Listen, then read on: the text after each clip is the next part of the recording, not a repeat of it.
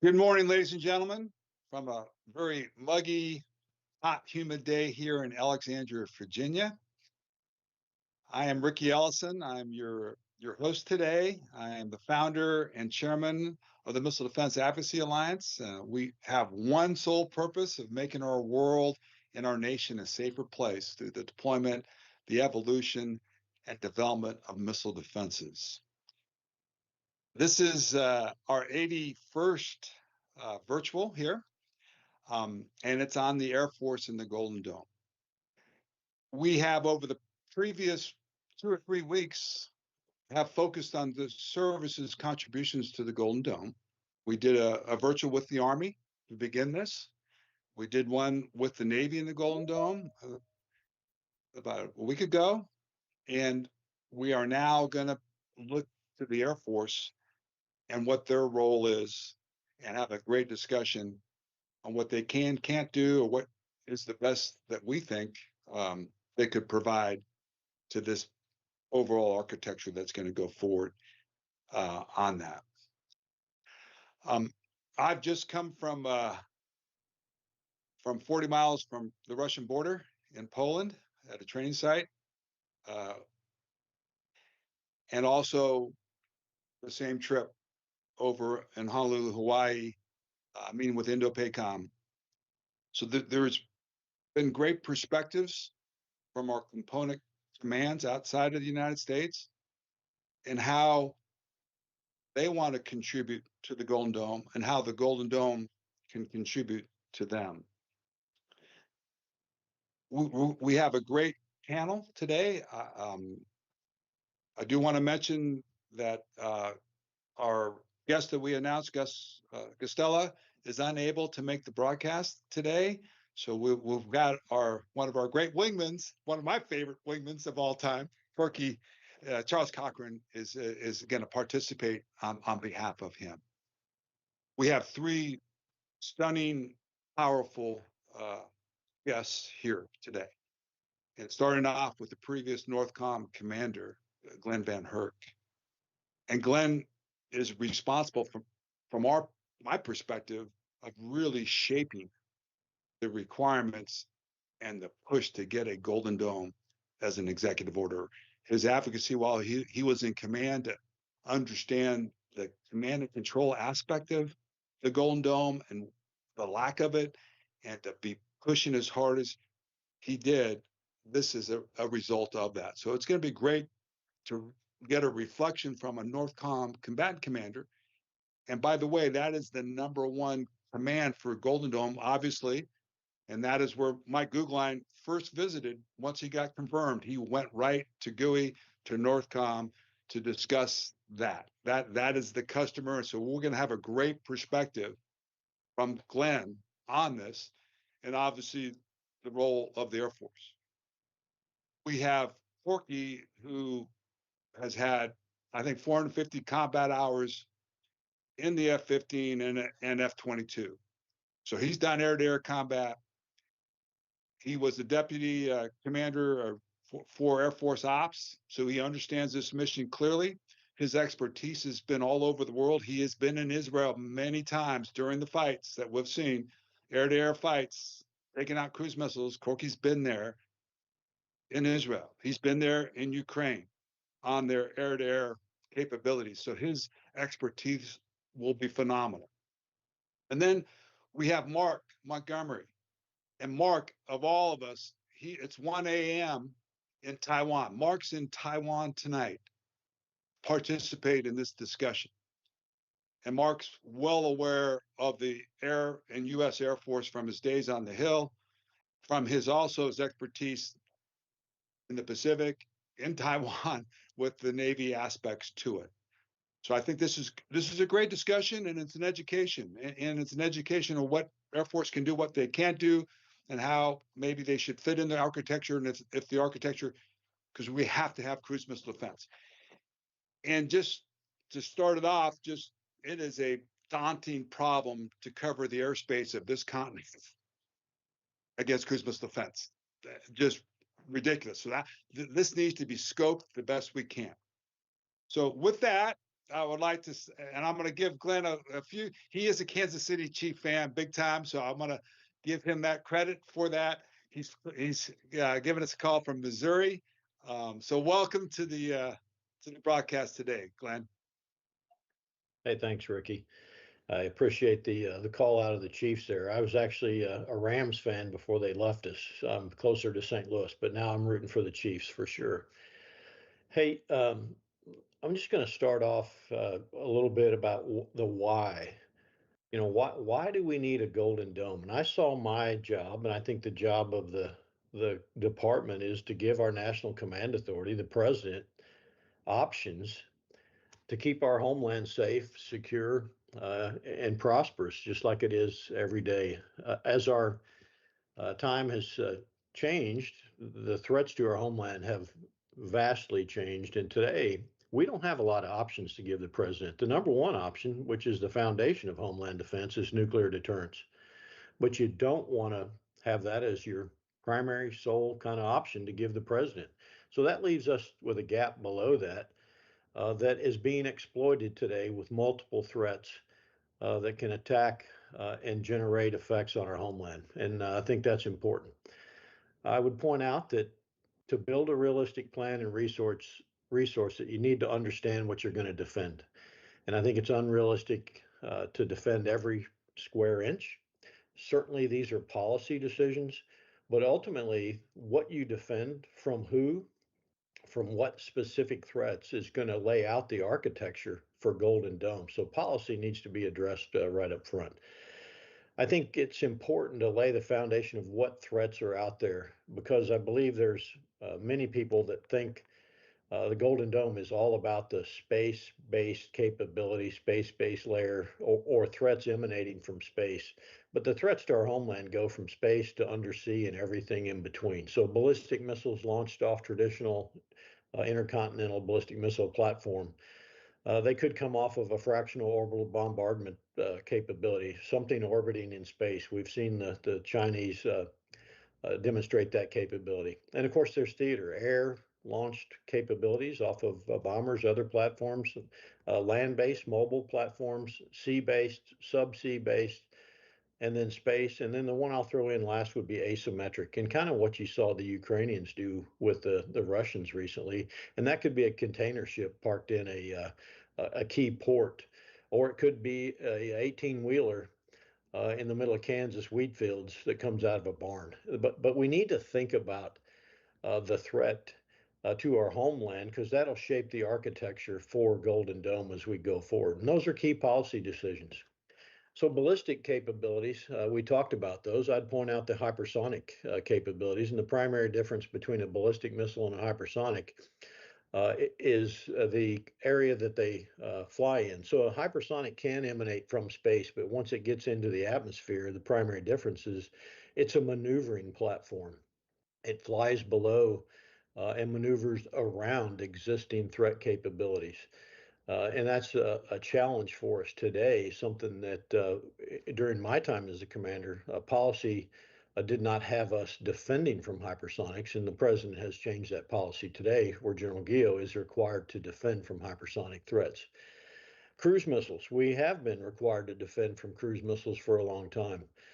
Cruise missiles certainly can come from all of those platforms I talked about, from air, space, land, not necessarily space, but maritime, subsea, etc. And then drones, and I would lump UAS into drones. But when I talk about drones, I find a lot of people think of the Group 1 and 2 drones that are commercially available, which have been used very effectively in Ukraine, and we saw the Ukrainians use them in Russia. But I'm talking about military category drones as well. That can fly thousands of miles from South America to North America, for example. And these are significant threats that we need to account for. And I primarily see the Air Force's role being in that lane, and we'll talk a little bit more about that. I do want to talk about effectors, kinetic effectors. Certainly we can talk about up front, endo-atmospheric and exo, in the atmosphere and outside, so space-based capabilities. Our current ground-based mid-course defense system, THAAD and SM-3 are all exo-atmospheric capabilities that go up into space from land, from the air, into space, and it's truly rocket science, and go after the warhead. But there's also the talk about space-based effectors, and I think we do need to have a discussion about space-based effectors, and that's a technology that still needs to be fleshed out in my mind today. The others that I talked about are capabilities that exist today, can produce us a nascent capability in the next 3.5 years, and put us in a position where we do have deterrence by denial while we further develop the space-based effectors. And then there's the Indo-atmospheric Patriot and SM-6 series to go after ballistic missiles, hypersonic missiles. We have shown that hypersonic missiles, we do have the capability to take them down, and you can take out cruise missiles as well as drones. But that doesn't put us on the right side of the cost curve when you're using multi-million-dollar missiles to go after several $1,000 capabilities. So I see this is where the Air Force also has a role to play.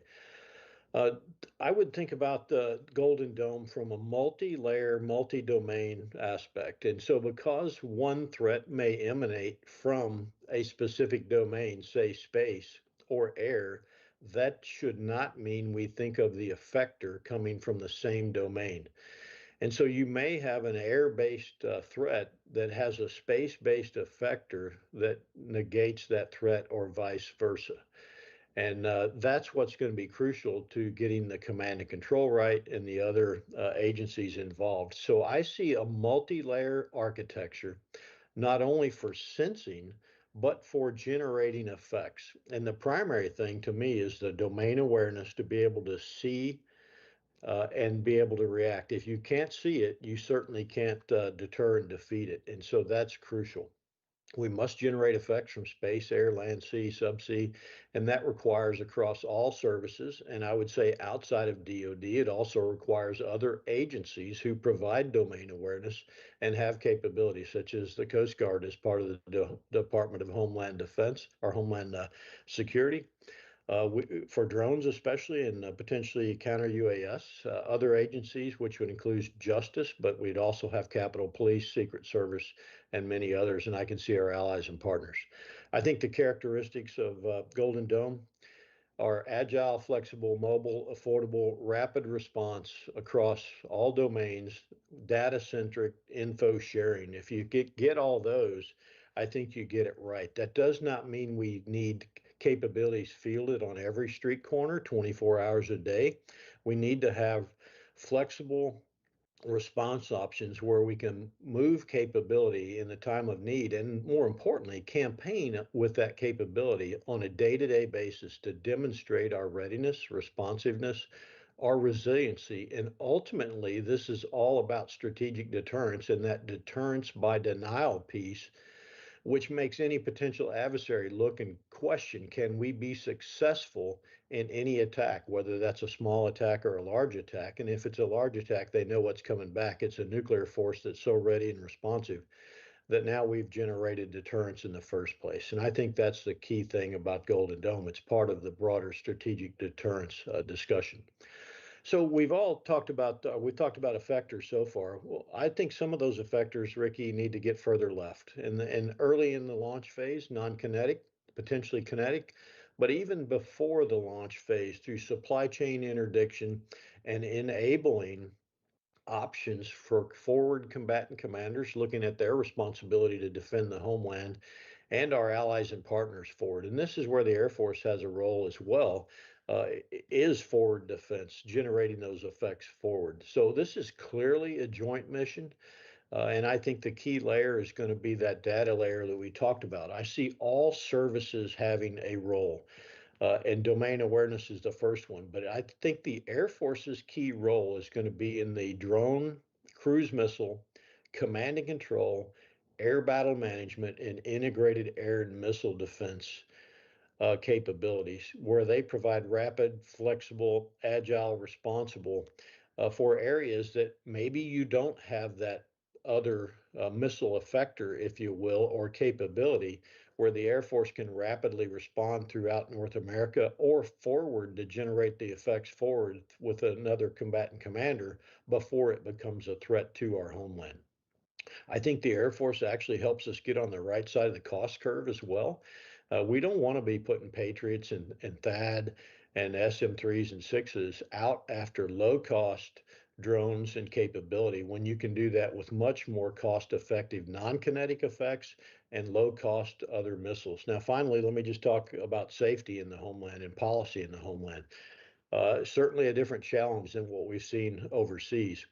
And the use of large missiles and capabilities in the homeland does give us the concern about potentially collateral damage of facilities and people in our homeland. And this has to be part of the discussion and the policy and the risk of Golden Dome as we move forward. I do think the Air Force offers a surgical opportunity here more than oftentimes larger missiles, whether they're coming off of land or maritime platforms. It's just something to think about.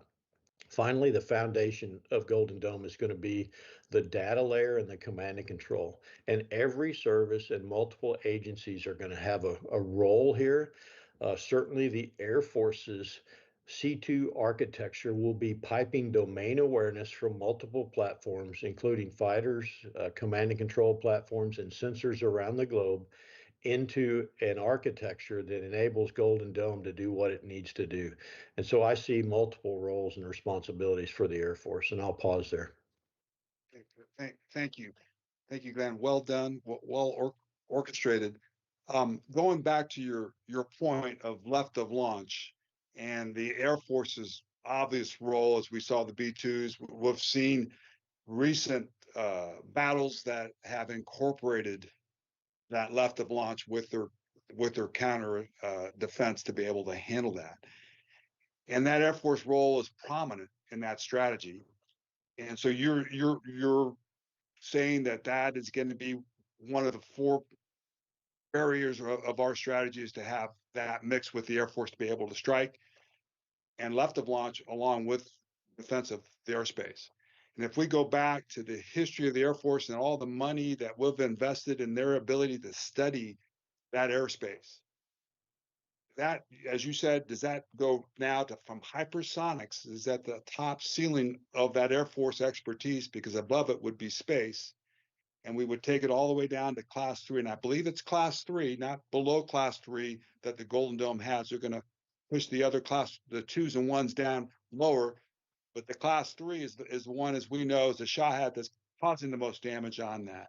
So does our Air Force Material Command have all this expertise and research that can be applied to helping Mike get the best stuff we can get out of that? And that includes the near space part of it, which I don't think anybody really wants to address, with the balloons and that hypersonic space on it.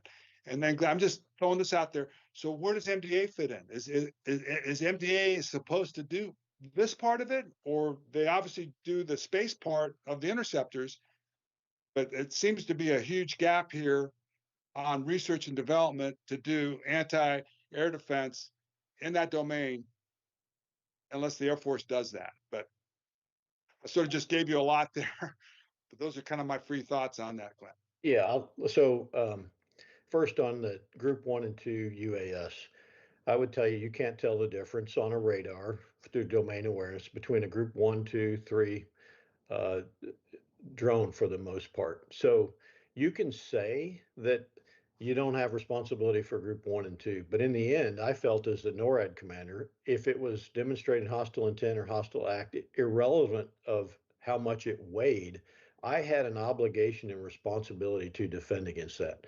And so from a perspective of domain awareness, I don't think you can eliminate Group 1 and 2 UAS and say we're only going to solely focus on Group 3, because I can't tell the difference between 57 pounds and 56 pounds.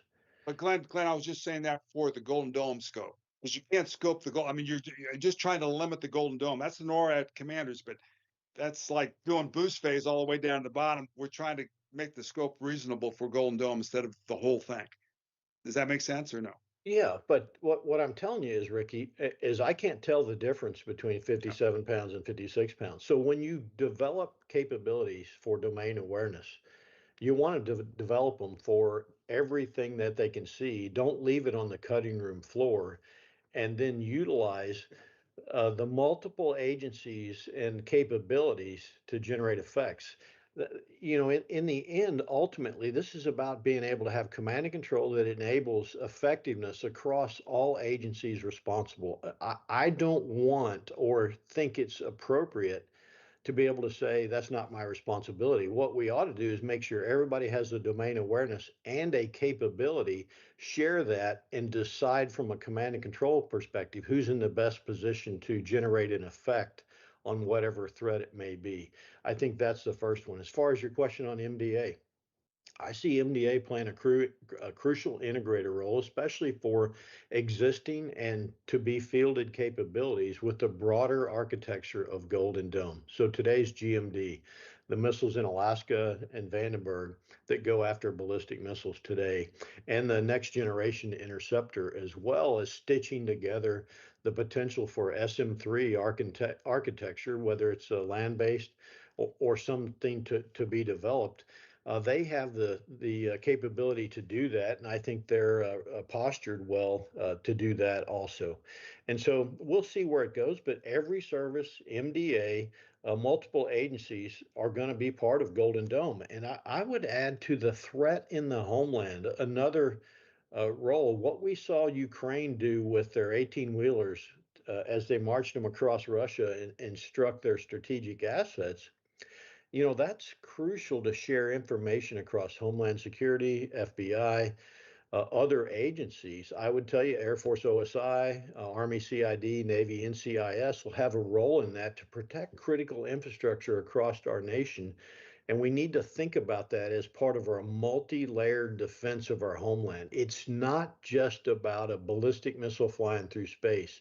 That ballistic missile could come off of a container parked in a port or an 18-wheeler in the middle of the country. And we need to think about the problem set. Now, ultimately, there may be policy decisions made to eliminate some of that for cost or other purposes. I'm okay with that, but we ought to have the decision up front and ensure everybody understands the playing field, the threats to our homeland, and if they're going to take something off the table, they assume that risk. Thank you, Glenn. Okay, we're going to turn it over to our wingman, Charles Cochran. Corky, you have the floor. Great, thanks, Riki. Appreciate you hosting as usual, and all MDAA does. Good to see my friends, General VanHerck and Admiral Montgomery here today.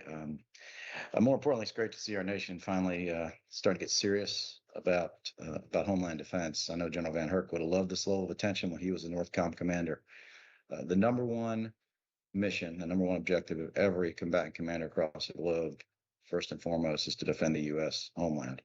So it's not just the NORTHCOM commander's job; it's every combatant commander's job. And I think, I know we're going to focus on the Golden Dome here, but General VanHerck mentioned it, that deterrence forward is a big deal. Working with allies and partners to sort of suppress or highlight to the would-be threats that we have both the capability and the will to not only defeat any threat they throw our way, but to punish them should they throw it our way. So that is hugely important to making Golden Dome ultimately success. Non-kinetic, and as General VanHerck just mentioned, it's internal and external. I think we're, even at the president's level, we're overly focused on this dome and things not penetrating the dome. But I'm just as concerned with the threat that's already inside or under the dome, and we need to be ready to deal with that. It all starts with the same basics that we've discussed many times here. You got to be able to sense and make sense and act. And that is an all hands on deck problem. We're trying to focus on the Air Force here today a little bit, but it requires all capabilities to be brought to bear across the Joint Force and the interagency, as General VanHerck just said. There's a whole separate effort, parallel, I'll say. I won't say parallel, as in they're never going to touch unless somebody actually takes action, but there's a big parallel, huge money effort going on with redesigning the national airspace system. A lot of money going into that. I can't even remember how many lines of effort. So that's all about understanding, sensing, and making sense of what's going on in our airspace. Can you really tell me with a straight face that shouldn't be part of Golden Dome? I mean, that's what we're trying to do, is understand what is in the air across the U.S. airspace, and that's got to extend out well beyond the airspace, so you know what's coming towards the airspace. So I think it should be a big push right now to make sure that we merge those efforts and we design a new national airspace system that also affords the NORTHCOM commander and other agencies that are part of that have the authority to do so to defend the airspace. So you know what's in the air, you know whether it's friendly or not. If it's not friendly, you got to identify it, and then you got to decide how you're gonna deal with it. So I think we got to get after that. Speaking of the interagency and the authorities, I was recently at NORTHCOM, and I guess nobody on the call knows this better than General VanHerck, but the ultimate C2 of this, and what authorities is the combatant commander charged with defending the homeland even going to have when we get all this in place? The small UAS problem right now, for example, if you sit and talk to the NORTHCOM folks, I was with the J3 recently, and we were talking about defending military bases against small UAS. That's a service responsibility. That's not even NORTHCOM commander's responsibility right now. So the NORTHCOM commander is going to get shouted at by the president or somebody if a base gets attacked. But at the end of the day, if it's an Army base, the Army is responsible. The Air Force base, the Air Force is responsible. Are we going to address that? Are we going to give the NORTHCOM commander the authorities? Should we give the NORTHCOM commander the authorities? If he's going to have the responsibility, he probably needs the authorities to get after the problem set. Zeroing in a little bit more on the Air Force specifically, I think General VanHerck hit it well. Not surprised as a retired airman, but the things the Air Force brings to the fight in missile defense, integrated air missile defense writ large. Number one is the C2 structure from the Joint Force Air Commander on down, and then a few of the key capabilities. So we got to leverage, I think, going forward, the existing C2 structure that we see work across the globe in our various COCOMs, and so how are we going to feed in all the Golden Dome capabilities into an existing JFAC structure that is utilized by the combatant commander, the NORTHCOM commander, in conjunction with the interagency to defend the homeland from the various threats we talked about. And then the Air Force specific capabilities that feed into that from both a sensing and then the kinetic capabilities. From the sensing capability, the biggest thing the Air Force brings in is expeditionary. It's the agile, responsive, flexible. Not only just the sensing, but the shooters as well. And so I think that's a good way to scope it, like General VanHerck said: agile, responsive, flexible. Which I'm going to throw a spear here, but how in the world can the Air Force decide it's not going to spend money on the E7 going forward? If it's going to shift over to the E2, then you better get the capability ASAP, and you better get enough capacity in that capability set, because the Air Force has got to have the ability to get sensors airborne at a moment's notice, at a time and place they're choosing, to augment, to supplement the surface-based sensors that we have on both ships owned by the Navy, on land owned largely by the Army, and space-based sensors owned by the Space Force. The Air Force has to be able to do their part to augment that with airborne sensors. And so walking away from the E7, I do not believe is a wise decision for the Air Force. I think they should come back and look at that. I think you're seeing Congress say something similar. From the capacity on the kinetic effectors piece, we're largely talking about fighters. Riki, you hit on it. What we've seen in the Middle East and in Ukraine, with the utilization of fighters to take down cruise missiles, unmanned systems of all sizes. I think that's great, but we got to have affordable weapons. And what you're seeing in Ukraine versus what you're seeing the U.S. do in the Middle East, Ukraine is using things like AIM-9s, which you only have a few of them on each F-16, and you got a lot more targets. You have AIM-9s, and those things are costing $400,000 to $600,000 a pop. Whereas what we're doing on the U.S. platforms, we've figured out how to put rockets. So now you got $15,000 per shot, and you can carry 24 to 48 of these things on an airplane. So now I can shoot down. Now I can take out 12 times as many targets on a single sortie, and for a fraction of the cost. So we've got to figure out how to expand that capability across our fighter force, across our allies and partners, and then we got to have enough fighters to put them on. To be honest, the Air Force continues to cut force structure without any replacements in sight anywhere in the near future. And so that ability to be agile, flexible, to move those forces around when the intel stream says, hey, there's going to be a threat in this area or that area, that ability to be flexible is absolutely required, because we just don't have the the resources to put ground-based defenses on every spot in the United States. So I think I'll end it with saying, we're talking about a lot of things here, and you just hit on the group 1, 2 versus group 3 and above with Golden Dome. I guess we got to scope what the heck is Golden Dome? Is this an acquisition program, or is it fundamentally a vision for defending the homeland from subsea to space against every threat? If it's an acquisition program, then scope it to say, hey, it's going to be about, ballistic or cruise or whatever coming from outside opponents. But if it's about getting serious about defending the homeland, then it needs to be everything we've talked about. It needs to be joint. It needs to be interagency. It needs to be every possible threat, kinetic and non-kinetic. And we need to have every COCOM involved because, like I said, every COCOM is number one responsibility is defend the homeland. I'll stop there. Great, Corky. Thank you.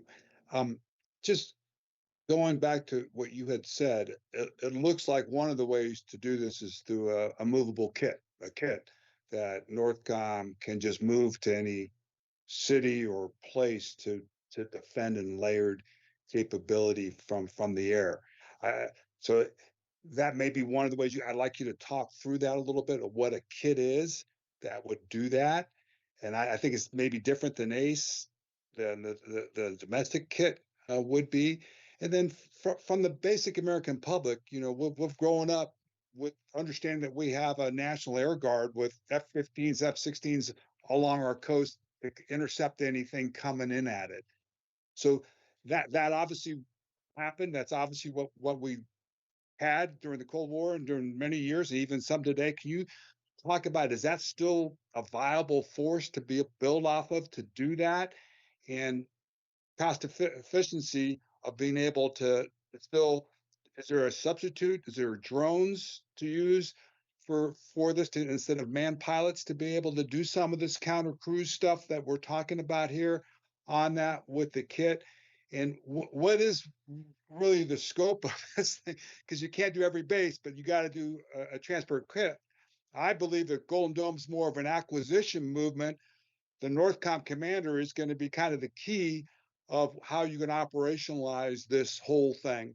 But I think the architecture is going to be created by Golden Dome, and then the acquiring of those capabilities done by Golden Dome. But it's certainly they have to have the operational viewpoint from the combatant commander, not from the acquisition group. Court. Well, okay. So the threat, since the beginning, man, the threat's going to probe us, whether it's a state or non-state actor. They're constantly probing us, looking for vulnerability. And if they're not deterred, they're going to go after us at some point. And it's kinetic and non-kinetic, like I said. So, General VanHerck hit the Coast Guard or whoever's responsible. Who's responsible for the undersea cable drop points in the United States? If somebody wants to cut our cables as they come ashore. There are all kinds of threats that we need to be concerned with. And again, that's why it needs to be a joint interagency approach across the board. For the Air Force, this expeditionary kit, because the threat is always probing. If the only thing you had was the ability to pick up an E-7 and a squadron of fighters to go deal with a threat, then it would be pretty easy for the threat to pick a spot where you're not and go after. This is why you got to have key critical sites constantly defended 24/7 by land or maritime or probably land-based assets. You got to have intel coordination across the board and intel forward so that you can get as much SA as possible, any potential threat. And then you use this expeditionary kit that the Air Force has to go either beef up existing defense areas, beef up the defenses in specific areas where there's an elevated threat stream, or to go where you couldn't afford to put ground-based stuff because there's a threat stream. But we got to acknowledge we don't have the resources to cover every square inch of the continental United States. We got to put the fixed stuff at the most critical sites, and we got to be able to pick up and either augment or completely cover other areas with this airborne kit. The kit, again, this is why I go back to the FAA piece, and even forward-based radars. You think about places like Canada, over-the-horizon radars, et cetera, elevated sensors, space, balloons, whatever. But being able to augment that with something like an E-7 to add sensor capability is great. You mentioned the Air National Guard, the fighters piece. look, the Air Force force structure is not what you and I grew up with. There's not guard squadrons, reserve squadrons, and active duty squadrons. Every Air Force fighter squadron is what's called a total force integrated. So they're all a mix of active and guard, or active and reserve. So there's not in the Air Guard and the reserve folks that are in those total force units get forward deployed to combatant commanders on a rotational basis, just like everyone else. So we need to decide as a nation: are we going to chop some forces 24/7 to NORTHCOM, just like we do to PACOM or EUCOM, or is it going to be a somewhat of a pickup game? I would say you can't make it a pickup game if you're going to get serious about it. And if you're going to actually have forces assigned to NORTHCOM on a routine basis that would rotate back to a training status and rotate other ones to NORTHCOM, you're going to have to have enough force structure to do that. And we do not currently have the force structure we need to cover all the commitments we have around the globe, including the commitments that the NORTHCOM commander is expected to cover. So, I think you got a package that has airborne sensors, that has kinetic capability, that the NORTHCOM commander owns and can move around at his or her discretion to execute the mission he's assigned by the National Command Authority. Okay, can you give us just like a gross estimate on how many kits or how much do we need to provide the Air Force to do this mission for the Golden Dome? Loosely, because that seems to be quite extensive, what you're talking about. The General Guillot's staff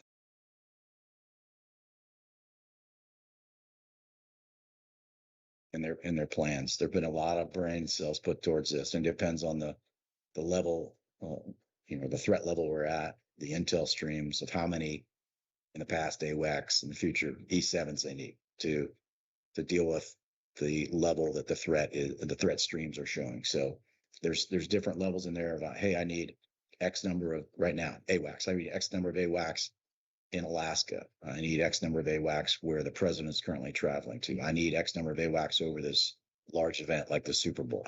All that is laid out very clearly in plans that NORTHCOM has developed and constantly refines. And at the end of the day, is we don't have enough. We really don't have what we need to do the day-to-day mission routinely in places like Alaska for Homeland Defense. Hey, Riki, can I add something there? Yeah. It goes back to my Absolutely. comment. It goes back to my comment about policies. My answer is no, we can't tell you until they tell us, what are you required to defend? If it's everything, it's astronomical, off the charts. We need to come up with policy on these are the areas we're going to defend, and we're going to accept risk here. And now the services and the commanders can build you a plan and resource that plan. But until that's done, we're just asking a question without being able to answer it. The kit thing, I want to pile on that and just real quick. So that's a reactive strategy, if you will, after an event occurs to fly in capability. It's really designed to counter group 1, 2 non-military type threats, such as what we saw in New Jersey. It is not what I would articulate as defense of our homeland, because if it's not there, it flies in afterward. It's not defending anything. Now, if you had specific intelligence, you may be able to fly it in ahead of time as a deterrent and to defend. But the kit, to me, is not the solution for homeland defense or Golden Dome if counter UAS is included. Glenn, would you comment on the ACE kit, the other one that's out for Ford Expeditionary? That's different than this kit, correct? Yeah, I'm not an expert on that kit. And that's not a NORAD NORTHCOM responsibility, is my understanding. But I think they're developing in flyaway type of forward deployment kits for drone kind of capabilities. But I'm not an expert on that. Somebody else may be.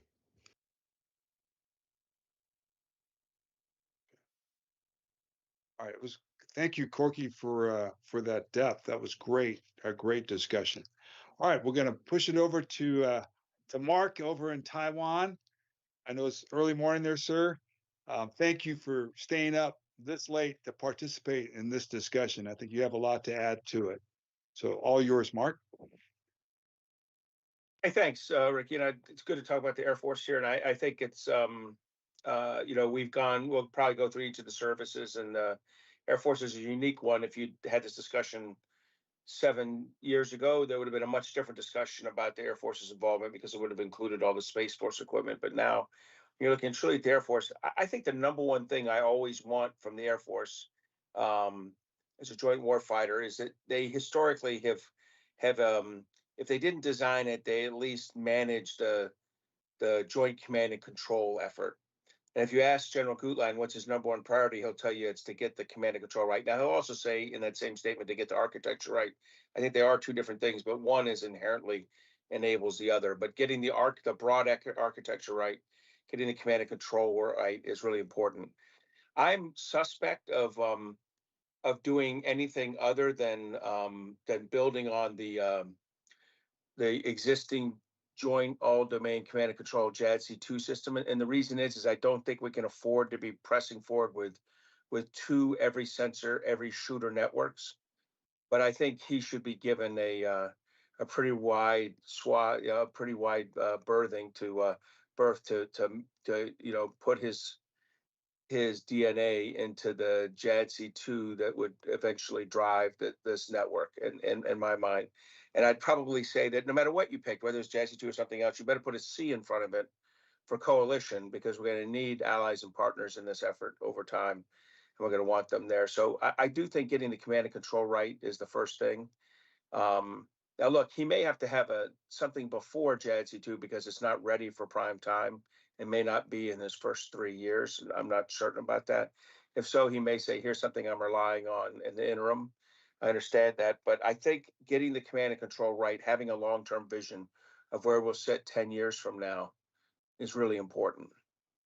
And so I'm looking forward to hearing about that. And I just think that's going to be anchored in the Air Force. That's historically where they're at. I mean, I say this, you've heard me bitch before. I think the Air Force missed a real opportunity on the cooperative engagement capability 35 years ago, but beating up current Air Force officers over decisions made when they were first lieutenants is probably not fair. But I do think the idea of every sensor, every shooter network is critical to this. That feeds into the next thing, AWACS. I agree completely with Corky. They've got to replace the E3 AWACS with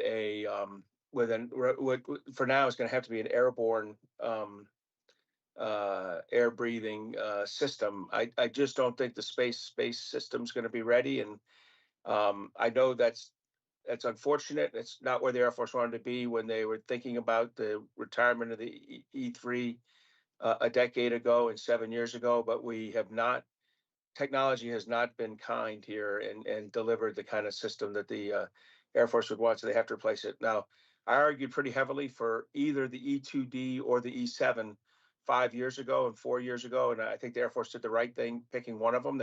I was agnostic on which they picked. They just couldn't do the one thing they did, and this is what every service does. The Navy did it with something called the Constellation class frigate, and we've just watched the Air Force do this. They picked the E7 from Australia, the Wedgetail, and then made it not the Australian E7. They changed the pieces and parts, mostly in the radar and combat system suite, but significant changes to the plane. I think the cost has spiraled out of control. The deliveries moved to the right, as only a uniform service can do. We've made a initial righteous decision look foolish. And now you're back looking at the E2D saying there's a proven reasonable cost aircraft with a suite that is similar but lesser than an E3. And there's a lot of good things in an E2D. There's not a full bathroom, full rack, full microwave. I mean, those will be momentous events for the E3 aircrew if they were to move into one. But it's a high quality aircraft that can do a lot of the tasks required. And I think this is one of those areas where you and I talk all the time about how we're going to take risk buy the less capable thing, but get more of it and on time. We talk about that in missile defense and effectors all the time. Well, here you go. And no, it's a big ticket item, but I think we're at the point where the Air Force may need to grab the E-2D at, as it's still coming off the line, to less than, I think less than $200 million a copy. I gotta be careful because there's been, the line has slowed down and that will increase costs. But and with all the different whammy dime systems on it, it is very capable. And it can in-flight refuel. I mean, I personally wouldn't want to be on a 12-hour flight in an E-2D, but I'm retired. So I think the AWACS is an important part of this, and it's going to be necessary for maintaining that situational awareness, both for our forward deployed forces in air defense, but more importantly in our homeland forces. That fits into another interesting point, which is dirigibles. So in the near space, that's going to not be Space Force. It's either going to be the Army or the Air Force. I will say the service that built the coolest dirigible in this surveillance and reconnaissance mission was the Air Force. It was something called, the Air Force was working with others, but it was something called ISIS, bad name, in the early 2000s. It was eventually canceled. I think that was a good, the Air Force was onto the right thing, and it was up in near space with a persistent loiter. And if dirigibles make you uncomfortable, I think it's equally likely there'll be large UASs, equipped with some of the same sensors. Probably not as much power out, but some of the same sensors. So a lot of opportunity there. And I think that's a mission set that could sit as likely with the Air Force as the Army, particularly the loitering UASs. And then I agree with Corky as usual on the fighters. There's a need for these.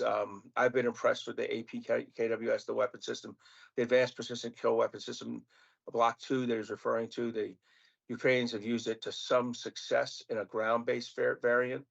The Air Force scarfed off like 10,000 rounds headed for Ukraine about 2 months ago to put with their Mideast forces. I think that's a little excessive. I'll just say there weren't 10,000 Iranian Shaheeds that are going to be flown at them, but I wish we get some back to Ukraine. But that's a good system, and we're demonstrating, as Corky said, the value of engaging a $30,000 target with a $10,000 to $15,000 weapon, and that's nice. So finally, those are the kind of areas I expect to see the Air Force play a role in. And then finally, in the actual C2, through the AOC and other things, they'll compete with the Space Force in this realm. But, historically in ground-based environments, terrestrial-based environments, the Air Force has played the leading role in the command and control a lot of these capabilities. And I don't think we should change that. I think that's worked out for us historically pretty well. And the Navy and the Air Force have worked out a modus vivendi, for control over maritime spaces. So that's what I had, Riki, and my thoughts on this. Again, Air Force, an important player, probably not the key player compared to, say, Space Force or Army, but like the Navy, an important player. And Mark, would you turn on the Air Force Material Command to be able to create some of the stuff that you're talking about to help? And if you look at the whole, just from your perspective, you look at the whole architecture, how much of is it besides the C2? I know the C2 is huge on it, but as we look at the contributions to the effectors, what do you think the Air Force's immediate role? Because I don't think you can get much further than what we've got with their platforms, with the F-16s or F-15s out there to support that effort. And as Glenn said, these movements are the base ops are for drone 1, drone 2s. We got to think bigger for the cruise missile defense capabilities, and so just go off of that would be good. Yeah. So look, I think you're correct in implying that the Air Force is, I'm not sure whether Material Command will be part of Well, let's just be clear with MDA. But Yeah, MDA does not do cruise missile defense. They don't. I don't think that's their mission, right? So who does cruise missile defense? And in theory, according to the JROC, this isn't the Air Force's mission. This is the Army's mission. They've just failed to do it. And at some point, the Air Force chiefs of staff, historically, for the first 3 years of their tour, don't comment on it. And then when they're getting near the very end, express frustration at the Army for not doing a good job, as do most combatant commanders, who involve us. So say EUCOM, for example, we've seen repeatedly EUCOM commanders, eventually kvetch about the Army's failure to provide a low-cost, short-range anti-cruise missile platform. So I don't think the Air Force is going to do that mission. I do think there's a chance they'll do a lot of these surveillance and detection ones, and they should. They're very good at it. I mean, a large UAS up in 40, 50,000 feet that's also equipped with an, then that would be the Air Force. But I think that's not what I'm visualizing. I don't think that's the architecture that Mike Gutlein had to initially. So but we'll have to. Okay. Let's just open it up. And do you have any comments on this discussion so far? We can continue the discussion now. Yeah, just a couple other things, Ricky. I think the comment about JADC2 is right, and I didn't want to lead anybody to believe anything otherwise. I think the foundation set for the data layer right now and the sharing of data into a common data layer and architecture is where we must go, not only for Golden Dome, but for everything else. And so there's a sensor to show the tactical edge piece. But what we're also talking about here is sensor decision maker for command and control decisions. I think Admiral Montgomery made some good points. We need to think differently, more innovative to solving the problem for our homeland. So either policies and laws need to change, or we need to adapt how we field capability to operate within the environment in the homeland. And thinking differently about air platforms that not need to be stealth can be low cost, long loiter, Arctic capable, give you domain awareness, also provide effector capability, both kinetic and non-kinetic, is something we need to think about. But today's thinking is based on a forward power projection where the threat environment is vastly different than operate differently. So it will require us to think differently, especially for the Air Force. As far as air battle management, nobody does it better than the Air Force and the AWACS crews. The E7 was going to provide that. I'm not wed to a specific platform, but the Air Force is going to bring air battle management to the environment here in the homeland as well, which will be crucial. There will need to be prioritization of critical infrastructure resources during times of attacks on ground-based commercial telecommunications companies where communications are limited. That can be accomplished by an airborne platform plugged into a larger data link that is secure, resilient, resistant to attack. These are things that the Air Force can deliver for our nation that we need to absolutely be thinking about. As far as counter cruise missile, I need you to think differently. It's not kinetic effects. Counter cruise missile can also be done with non-kinetic effects, use of the electromagnetic spectrum to deny, deceive, guidance, control, fusing capabilities. I'll see what Corky or Mark have. I agree with General VanHerck and Admiral Montgomery. I'm platform agnostic as far as E2 or E7, but the Air Force can't walk away from this mission. The air battle managers are crucial. That C2 is crucial. Also, back to what Mark said, we can't build some duplicate parallel new C2 system.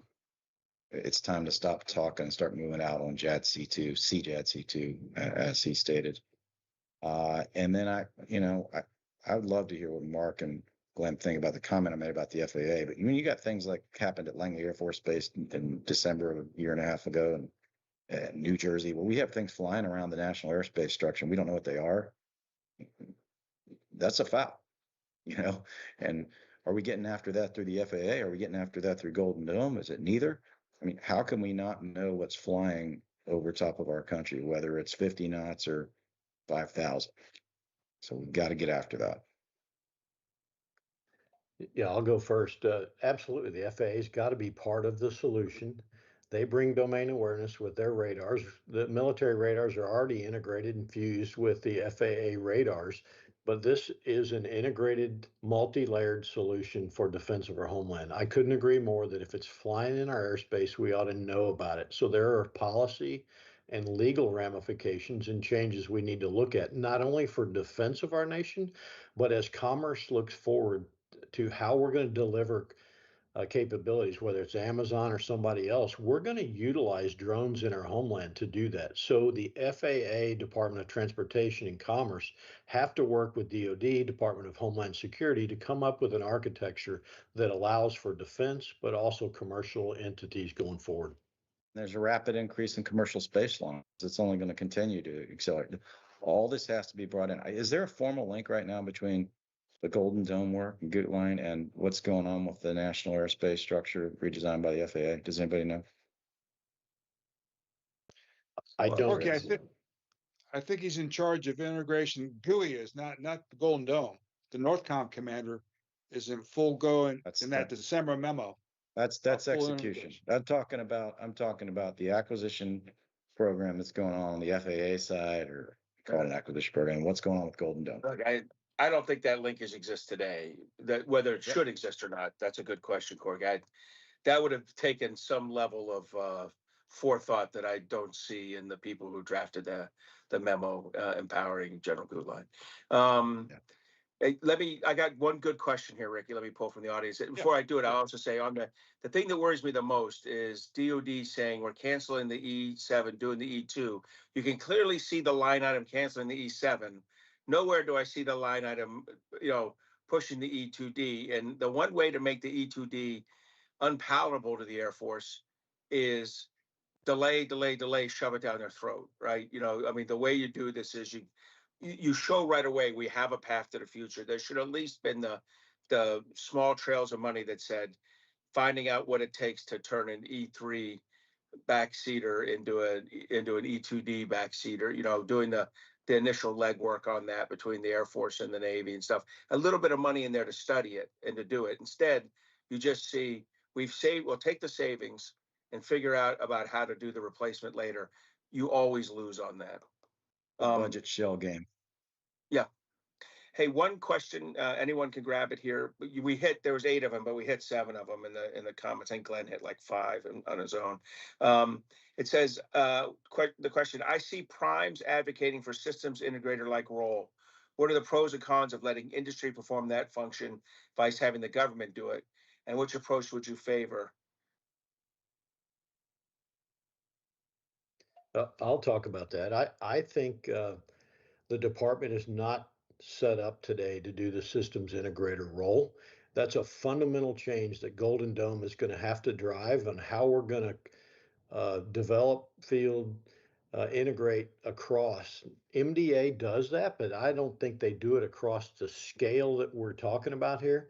So I don't see it just as a prime doing it. I see it potentially government partnering with prime. This is more than folks realize. This is a Manhattan project kind of effort that we're talking about that's going to require systems integration. And I'm not opposed to doing it different. I think it has to be done different.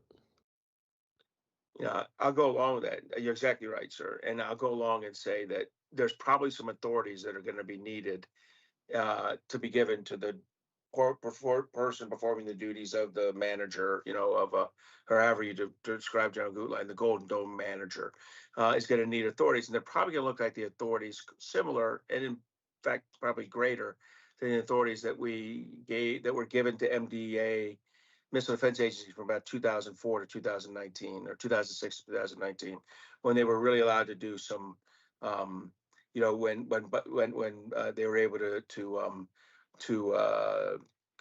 cut through some of the bureaucracy around initial procurement efforts. Because if they don't do that, they won't get off the ground. If they don't get off the ground, I think the senior officer in charge of Golden Dome is going to be in a lot of trouble. Mark, I think they got agreement on that. Mark, I think they're giving him those authorities. SecDef's approved it. DepSec's approved it. It's just a matter of signing this thing, because you can't do what you're talking about. You can't do it without it. Cannot do it. I love it. The words, it's just a matter of signing something, have crimped a lot of things in the past. So I'm excited to see. I agree with you that the intent is there. There are evil forces that work against giving, particularly in services, that work against giving independent agencies this kind of role. I'm all for it. I agree to 100%. The incentive structure is wrong. And as General VanHerck said, the expertise does not exist inside the government, to be honest. All right. So that's a good set of answers there. Riki, we've hit this. I'll pass it back to you for the wrap, for your personal Yeah. wrap. I'd like to just go around everyone, just have a personal wrap on this and give us your insight on what you think the Air Force's role could be, should be for Golden Dome. Just bullet point there or two. Glenn? Well, I think we hit the role. I think the C2 air battle management, bring affordable, rapid, flexible, agile solutions that don't have to be there 24 hours a day, but can be, rapid response options that we can move forward with.